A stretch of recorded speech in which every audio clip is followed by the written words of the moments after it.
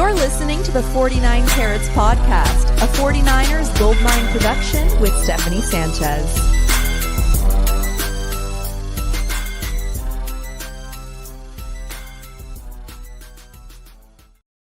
What's going on, everyone? Welcome to another edition of the 49 Carats Podcast. I'm your host, Steph. It is Sunday, November 17th. The 49ers dropped yet another divisional game in Week 11 against the Seattle Seahawks, snapping their 6-game win streak against the Seahawks.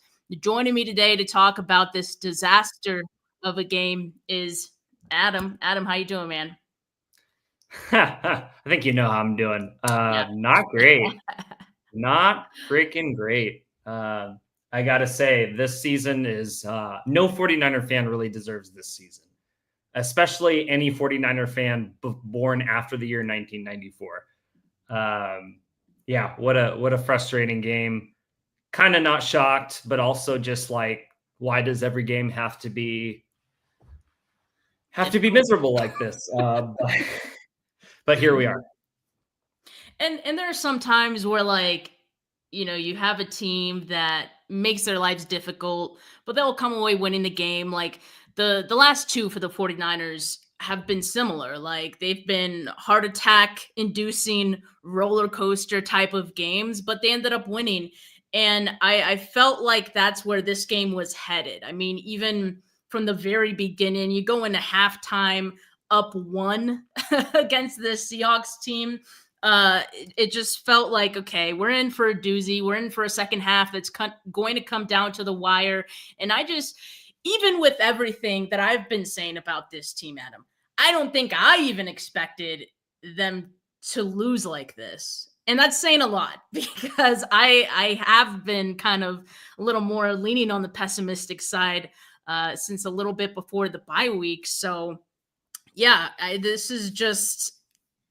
was expecting the roller coaster to continue. I was expecting they were going to win this game, disappoint us in the tough stretch. That I could live with, right? I think I was expecting that. But for them to lose against this Seattle team, again, one that you've dominated Geno Smith for as many games as you've had. You're at home. I get it. Like George Kittle not playing, Trent Williams maybe a little hobbled, Nick Bosa exits this game, he's hobbled in this one. I don't care. I do not care. I wanted the 49ers to win. I expected the 49ers to win this game, even with all of that. So for them to lose this game is even more disappointing than I think anything we've seen this season. Yeah, I mean, you are, like I said, you are who you are kind of at this point in the season, and you want to believe that they're going to go on this run and they're going to look like the team of old, and it's just not happened, right?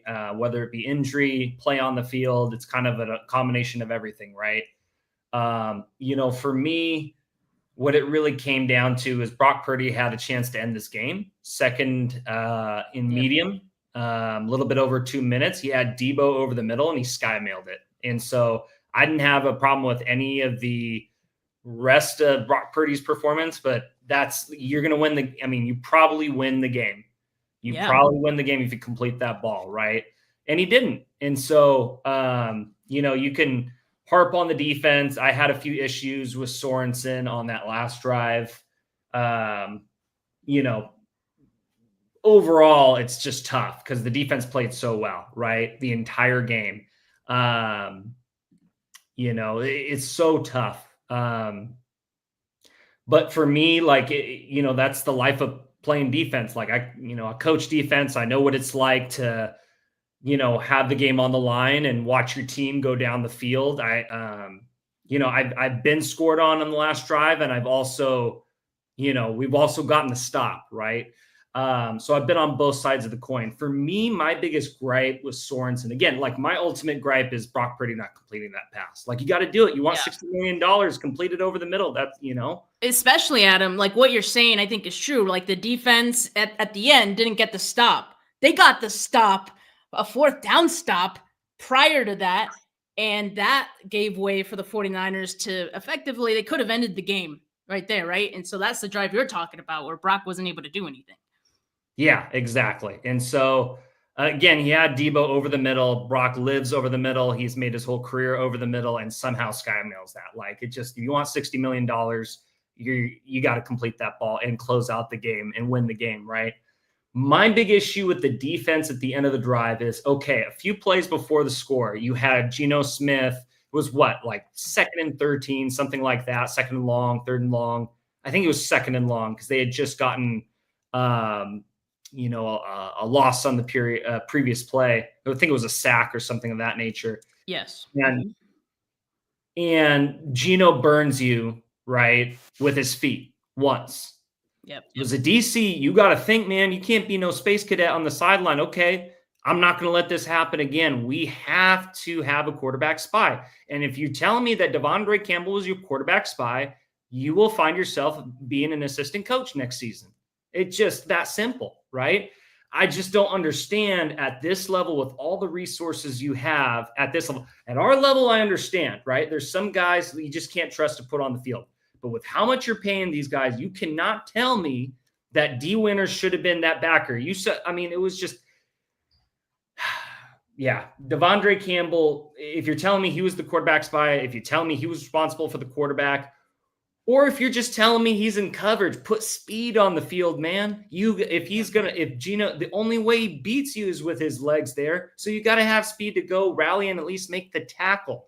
Giving up, what was that? Like a 13-yard run, plus yard run, into the end zone. Yeah. So just for me, I think Sorensen, it's growing pains. Like I'm frustrated, but at the same time, it's tough because we have to understand Sorensen does not have a lot of total coaching experience, and you are going to have in your first year as a DC. Nobody in the history of coaching in their first year as a DC just is perfect. It's just not going to happen, right?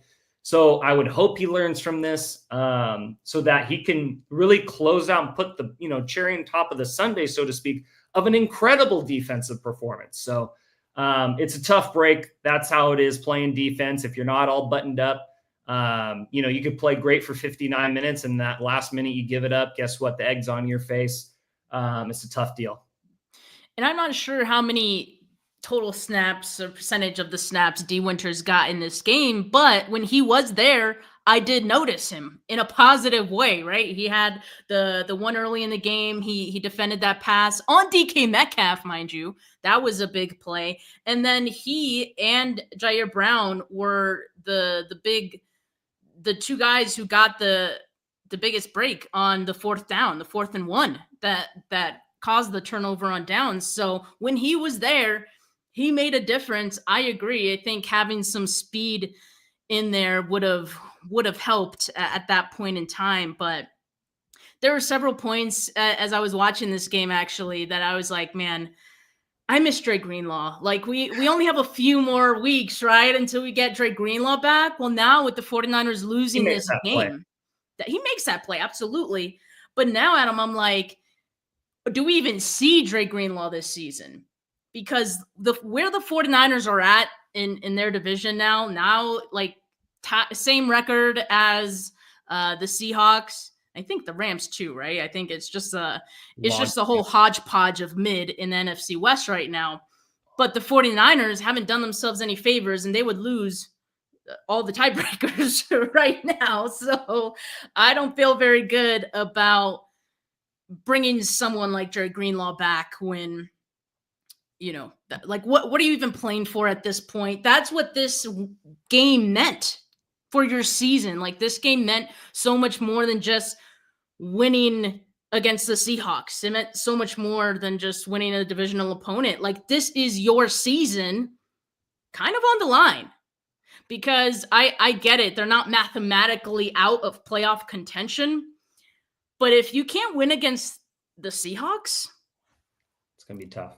Yeah, you are not beating Green Bay next week. You are not beating the Bills after that, which, by the way, shout out to the Bills for finally handing the Chiefs their first loss of the season, right?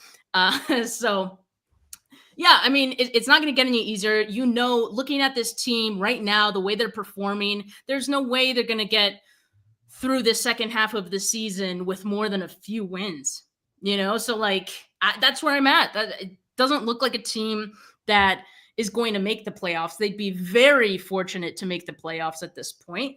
And even if they do, they look like a one and done team if they were fortunate enough to make the playoffs. So that's where I'm at. I think my perspective on this team and how I watch this team going forward this season is different. It's going to be different because, I don't see them as a playoff team right now. So what I'm focused on going forward, rookies, young players, their development, get them as many reps and experience as possible. The way the season has gone, you've already been able to do that a good amount. Keep going. Like you're going to need them next year. All right. So get them these valuable reps now. Brock Purdy, how are these games going forward going to shape his extension? How is he going to look? Right. And he was up and down in this performance in this week's game against Seattle. Let's talk about that here in a bit. And also the Drake Greenlaw thing, like, will we see him? So those are the things I'm kind of like focused on. But yeah, let's talk about Brock Purdy, because I was thinking to myself, man, like Brock starting this game pretty sharp. He was 7 of 7 to start this one. I think in like the last couple of games, he's been shaky to start and then kind of like gets in a groove in the fourth quarter. But this one was kind of different. He started off hot. Then he forces that throw to Christian McCaffrey. He was draped up by Devin Witherspoon on that one and just didn't feel like a throw he needed to make at that point. So he was forcing some things. Then you get a lot of drives happen in between, but then towards the end, you get that awesome drive. Juwan Jennings went nuclear on that one. Yeah. And I want to make sure I give Juwan Jennings some flowers and that we're not overlooking how great Juwan Jennings was in this game and how just reliable and clutch he's been like all season whenever he's given that opportunity. But yeah, it's just been up and down, right? This offense just can't get into any rhythm. Penalties, my God, the penalties. 8 penalties in this game. I want to say most of those on the offensive side of the ball, so that definitely didn't help things out. But what did you think about Brock Purdy in this game? Yeah, I think like he took what the defense gave him for the most part. I didn't have a problem with his performance for the most part. I just thought, number one, the Seattle D-line, now that they have Byron Murphy back, they're great D-line. Him and Leonard Williams, I mean, that's as good as a tandem as you might find talent-wise, right? So it's understandable that the pocket's probably not going to be as clean as you usually have, right? And so the pocket, he didn't have much time to throw, which is fine. I mean, like he had enough time to throw, but he was getting it off short, right? Like you're not going to push the ball 30, 40 yards down the field when you have under 3 seconds to throw, right? So he was dinking and dunking, taking what the defense gave him, making the smart plays, which I was cool with. It's just, that's what you should do. And so I think for me, if I'm really being nitpicky, I'm kind of tired of the fact that he puts his head down when he runs.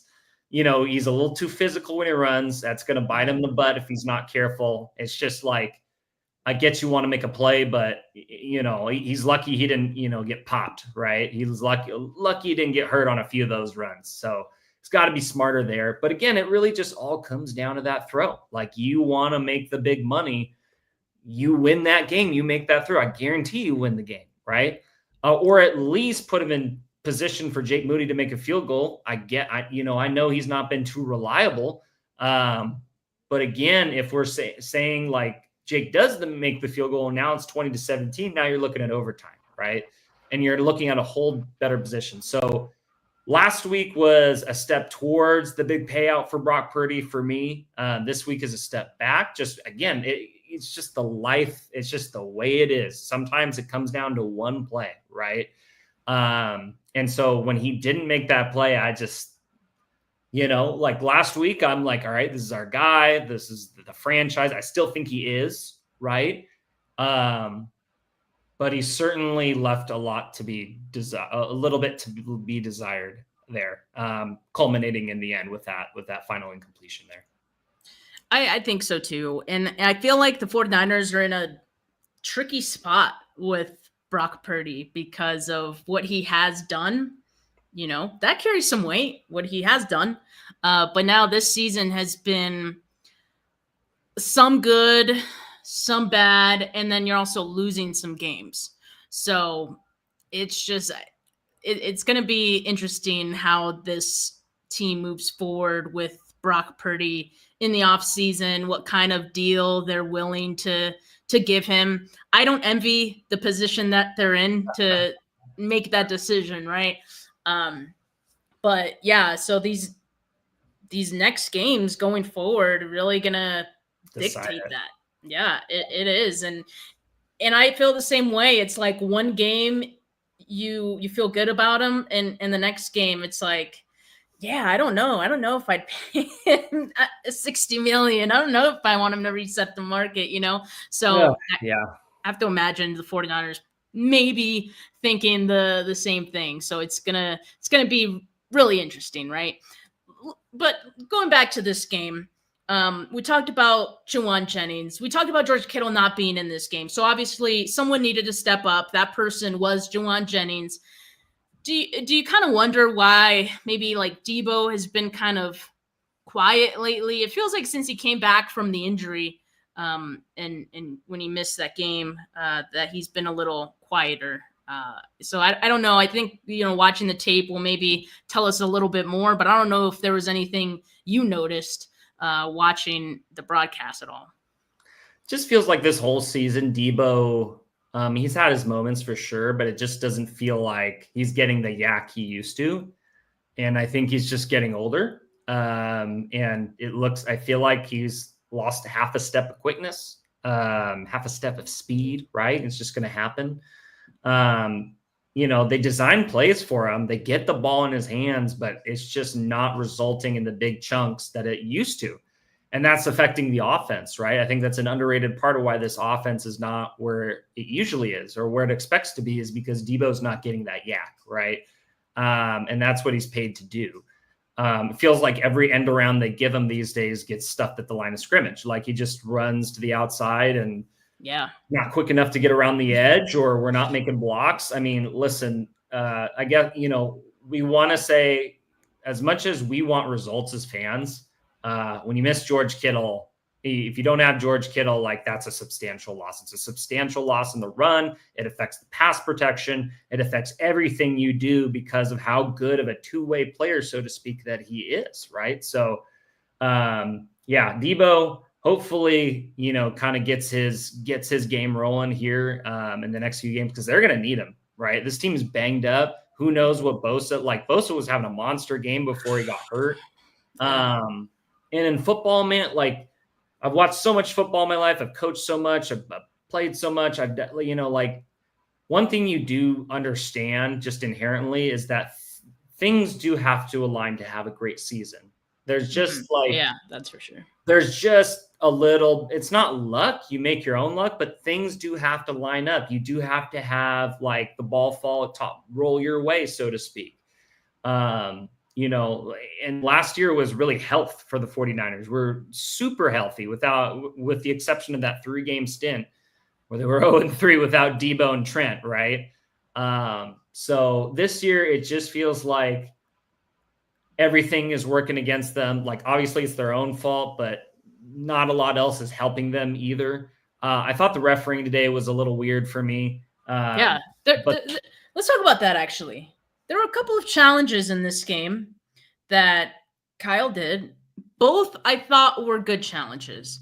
I understand the importance of having your timeouts in a really close game, but I thought those were good challenges. The first one being the Jackson Smith and Jigba catch on the sideline.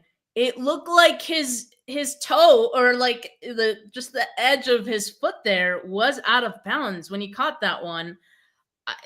I guess there wasn't enough to overturn it. Not sure. But then also there was the Metcalf one, which that one looked like a catch afterwards. I wasn't mad at the challenge, but yeah, there were some calls in this game and some reviews that, definitely ended up hurting the 49ers, right? Yeah, I think it was just like every call came at the worst possible time, right? And it was really on the O-line, right? The O-line did not have a good game. No. And I think like they got to wear a lot of the offensive struggles today. Like they should have a fair share of the blame. When you have, but that, like it's half and half for me. Like half, it's like the 49ers O-line did not have their best game. Half, there were penalties called, and I just like couldn't help but think like this is like the worst possible time to have this. But they're all drive killers, right? You call Trent for being backed up. When you got guys like Lane Johnson, kick stepping like a full half second before the ball's even snapped, you don't want to call that.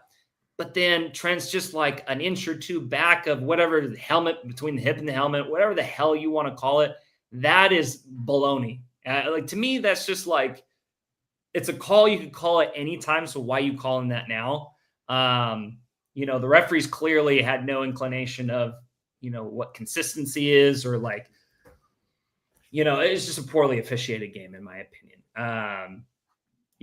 And now obviously we don't blame the Niners for that, right? Or excuse me, that's not the reason why we lost, right? But it certainly didn't help. Like I said, the forces seem to be lining against the Niners for the first 10 games of the season.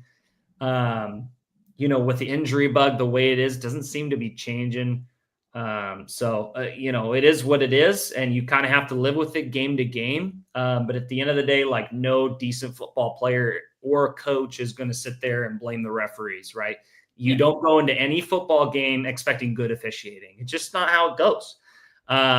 You get it great, but like you sit there and you blame officiating, it's you're going to find yourself probably on the wrong side of a losing record. Yeah, definitely not blaming the refs on this one. The 49ers shot themselves in the foot all on their own. So that's not really something I hope that people aren't really complaining about. I think we should all be looking at this team and be fairly disappointed about their performance. Now, I do want to ask you about Nick Bosa, right? So Nick Bosa, as you mentioned, like he was playing really well. He had 2 sacks, kind of 1.5 sacks because the second one split with Floyd, 2 tackle for losses, 3 quarterback hits. The minute he left this game, and you knew right away, right? Just the way that after the second sack, the following play, he tried to like move his leg around front and just immediately was like, not going to be able to play like I want to. And he exited the game. The moment that happened, it felt like a shift, right? And I understand that, the defense did have some moments after that. It wasn't all bad. But like it just felt like there was a shift in the Seahawks offense in which Geno Smith just looked a little bit more comfortable back there and getting the ball out a little bit better, especially, towards the end, that final drive. I feel like it made a difference as well. And we've talked about it, right? When the 49ers don't have either one of Nick Bosa or Leonard Floyd on the field, it's going to be pretty obvious because those are your only 2 who can get consistent pressure. And I think that's why a lot of fans wanted the 49ers to target a pass rusher at the trade deadline. And so, that kind of showed itself in this game. And I don't know what's going to happen with Nick Bosa. Like, is he even going to be able to play next week? Like, now I'm a little worried because, you're playing against Green Bay in Green Bay. And Nick Bosa looked like he re-aggravated that hip or oblique injury. So I'm a little worried. But did you feel like also like there was a shift in Seattle and just like the confidence of Geno Smith went up just a tad bit when he exited? Yeah, I mean, anytime Nick Bosa is off the field, it's a good thing for the other side of the ball, right? I think he was dominating there, and it killed Nick Bosa not to be in on that last drive because it's obvious passing downs. He gets to tee off on a tackle. He's been dominating, pancaking all game, right? Just been bullying all game. And so to not have him in there was tough, right? Like that's really going to hurt you, especially when you're not bringing heat a lot. Like that's the one thing I thought for me, when I'm putting on my defensive coordinator cap, right, on that last drive, okay, this is what would have been my thought process. I would have been a lot more rolling the dice because, okay, I'm going to the head coach like, look, I'm going to bring heat and I'm going to be a little bit dicier because they freaking score here. Okay, your offense has got minute 40 and you got a timeout or two as well. You guys get the ball to respond, right? But if we play this dink and dunk game and they score as well, just like they did, right? They played really smart defense down the field, but guess what? They score and now you have 12 seconds, you have no shot, right? So I just like situationally, it's easy to say when you're watching the TV, obviously in the heat of a game, God bless it. Like you don't know nerves until you coach a football game period in your life, let alone an NFL football game. Like that is, you know, you do well not to just throw up before a game. Right. But, and especially with your job on the line, things like that, thinking dynamically when you got 3 people in your ear, you're wondering about substitutions. You're looking at your call sheet. That's like the true challenge of being a coach is how much can you juggle at once? How much can you compartmentalize? And so, you know, when you already, again, when you're not bringing heat and Bosa's not on the field with your philosophy, like we're going to sit back and we're going to have faith in the front 4, so to speak, to get pressure. I just think that was a failure as well on Sorensen's part to not adjust, right? Like, okay, I don't have Nick Bosa in there. I can't just, you know, sit back and play coverage, right? Which is fine. You got to start sending heat. You got to start rolling the dice a little bit. You got to start putting your you know what on the table, so to speak. You just have to. Because if you live in this world of in between, number one, that makes the offense comfortable. It's the last thing you want is an offense that feels comfortable, right? Right. And number 2, it just, again, like I think one thing that people just don't understand about football who've never been involved in it, it's a very emotional sport. It's a very morale-based sport, right? The morale matters of the offense. Having a heartbeat on the morale of the defense, it matters, right? Having a pulse on the game. That's something that no stat, but that's something I promise you is so very real. So it just felt like Sorensen kind of relied on what he saw on the call sheet during the week or made his call sheet during the week instead of actually like being in the moment, adjusting to the scenario, thinking quick on your feet. Not to say you can't do that going forward, but it's a tough lesson to learn as a first-year DC for sure. Yeah, the defense this season has been a little dicey, especially on in fourth quarters this season. And I actually saw this. Tracy Sandler tweeted this out. In each of their division losses, the 49ers have blown a fourth quarter lead. And then from Josh Dubois, he said 49ers are the first team since 2000 to lose 3 division games. They led by 4+ points in fourth quarter. Cowboys and Patriots both did it in the year 2000. That's crazy. That's backbreaking, right? Like you have the game in the bag. And I feel like in each of those games, there were moments where the offense just needed to get a first down or put the nail in the coffin, get another 3, get another touchdown, whatever you need to do to put the game away. The defense maybe also get a stop, put the game away, and it just doesn't happen. This team cannot finish. They haven't been able to finish, and that is to their detriment this season. So it's going to be an interesting remaining second half of the season for the 49ers. I think it's going to look – buckle up. It's going to look crazy at times if I had to bet. I mean, even Christian McCaffrey was kind of stopped on the ground again today, and maybe he's still trying to get his feet under him, right? But yeah, this looks like a completely different team than the one we grew accustomed to in 2023. In 2023, maybe an outlier, right? Like that, just such a difficult year to reproduce. But even still, extreme. Yeah. And so maybe that has skewed our expectations for this team. But even still, I don't think what we're seeing is acceptable, or I don't know. It's not what I was expecting this season. I don't think it's what anyone expected going into this season. It kind of just feels like we're a couple weeks away from the Lions putting up like 50 on this team, but I hope I'm wrong. But yeah, it's going to continue to be a roller coaster. Like I said, I kind of feel like for me, the season is over, right? I don't think this team is going to be making the playoffs. So like, I'm just looking at this team differently. That doesn't need to be a bad thing, right? You just change what you're focused on. I'm focused on the rookies and young players. I'm focused on Brock. And yeah, that's just what we'll do the rest of this season. Look towards the draft, what draft pick are they going to get? So, yeah, a little depressing, but that's where we're at with this season and with this final loss for the 49ers. So yeah, I mean, we'll be back here next Sunday and hopefully talking about a win, but man, I don't know.